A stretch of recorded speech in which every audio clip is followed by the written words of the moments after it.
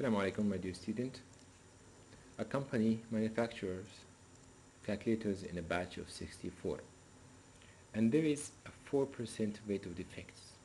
Find the probability of getting exactly 3 defects in a batch.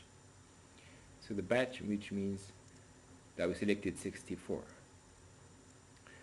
randomly, and find the probability of getting exactly 3, that means x.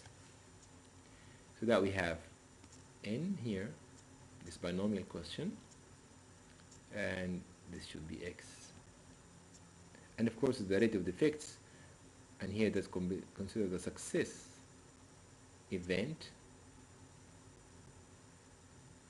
is to be defected, and of course the rate is a percentage, and the percentage is going to be the probability also, so that's p. So that's a binomial. He wants the probability that x equal to 3, which is ncx. Of course it's not in the table. p.04 is not in the table, so I have to use a formula. ncx, that would be 64c3, p, which is 0.04 to the power of x3, and then q is a complementary event probability, 1 minus p, which is 0.96 to the power of n minus x, that would be 61.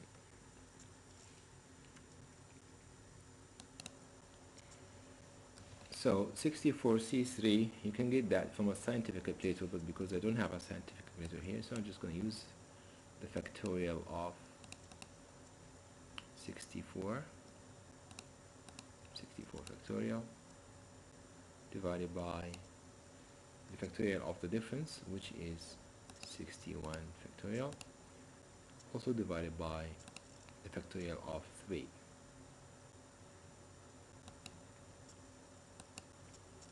That would be the result of 64c3. Now we multiply this by 0.04 power 3. Also multiply this by 0.96 power 61. So the answer will be 0.221047. That's 0.221047. Instead we have 0.5, which is almost the same. So that would be the correct answer.